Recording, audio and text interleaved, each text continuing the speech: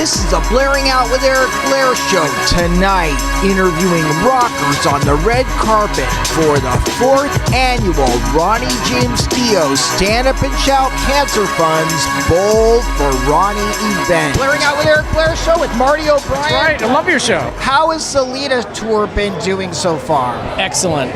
It's these days it's very different from the old days where you used to like tour most of the year on a bus, all crammed into all these shows, and it was always based on an album cycle.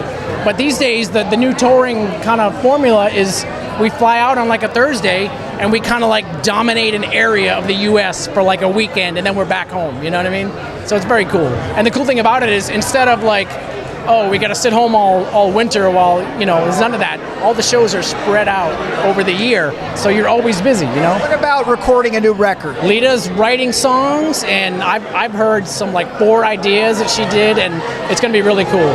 She's got some cool stuff going on, and they're hoping to record it and get it out in 2019, hopefully. What was the highlight for you of being a part of Methods of Mayhem with Tommy Lee? Oh, I was a big Motley Crue fan when I was a kid. So here's a story to let you know, like I moved out to LA. I was only out here for 2 weeks, and I just suddenly got the audition with Tommy. And they're like, Tommy Lee's going on the Ozzfest, and he's recruiting new band members for this big tour. I was like, wow. So I did the audition, and I'm on the tour instantly. It's a very fast thing. But while we were on the Ozzfest, we had a week off, and I stopped at my parents' house, and I went through all my stuff, and I found my Motley Crue fan club card from when I was a kid, and it says the Sin Club, Marty O'Brien, and it says expires like 1984 or whatever. And I brought it back to the tour, and without saying anything to Tommy, I just handed it to him, and he was like looking at the card, looking at me, the card, it was figuring it out in his head. And he was like, that's crazy, we're in a band together now, dude. So that's the perspective. Like, I was just a kid with Motley Crue posters on my walls, and then you're playing in a band with them. So it was a roller coaster ride, you know what I mean? It was amazing. What was the highlight of Ozzfest for you?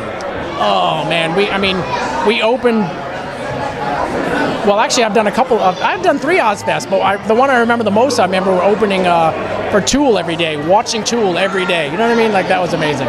And but those Ozzfest tours, it's like a summer camp. Like, you're friends with like 30 bands, and everybody's just barbecuing outside their buses, and it's an amazing tour, because you make so many friends. There's hundreds of people. I have friends that I've known 20 years from some of those Ozzfest tours, crew guys, and those are important tours to me. As far as friendships, even more than just rock shows. What was the Tommy Lee lifestyle during that period, and how did it affect you? Oh, champagne. I think that says it all. Yeah, yeah, right, yeah. Well, the funny thing is, I don't drink, and I actually never have. I've just never been into it. And so people are like, well, how do you deal with that? And then they go, hold on, you toured with Tommy Lee. You must really be able to hang. I go, yeah, I just hang, So there's a lot of partying going on, and people ask me, like, what was it like touring with Tommy Lee? I'm like, it's like a roller coaster ride. It was amazing. It was fun, yeah. And he took good care of you guys. Yeah, he did. Really did. And then Pamela Anderson was there too. Yep. So what was she like?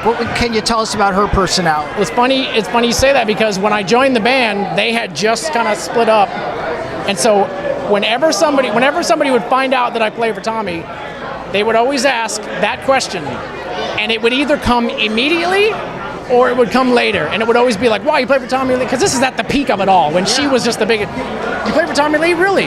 What's Pamela Anderson like? You know what I mean? Or they would wait a while, and they're chatting with you for a while, and then they go, you know what? I can't hold it anymore, man. So what's it like? Have you met her? And the funny is, I hadn't met her for years, actually. But then kind of like, I played with her for like 8 years on and off, and I ended up meeting her further down the road. She's super cool. Yeah. Was Tommy happy with the results of Methods of Mayhem? Did you feel he was happy? Maybe not of like the commercial success of it, but that guy loves creating like beats, electronic music, and all that. That is in his heart. Like, so I'm sure he's happy at what he created. You know what I mean? Most of the part, and that's probably what he cares about mostly. There's new songs that Bob Rock has produced for the new The Dirt film. I can't wait to see that or hear that. Yeah, I haven't heard anything about it other than what I read on the internet, but I'm excited. Tell me about Lita. What's her process? Does she write at all on the road, or is it too quick for that? What she usually does is she usually writes with like a co-writer, and like Gary Hoey is an example.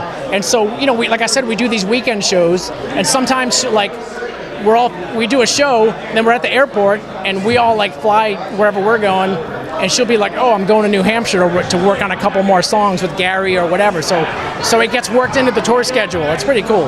Marty O'Brien, what's next for you? More Lita Ford shows, and we got next year there's probably going to be a very cool announcement about like a tour, you know what I mean, with Lita. Can't say anything yet, but we're excited.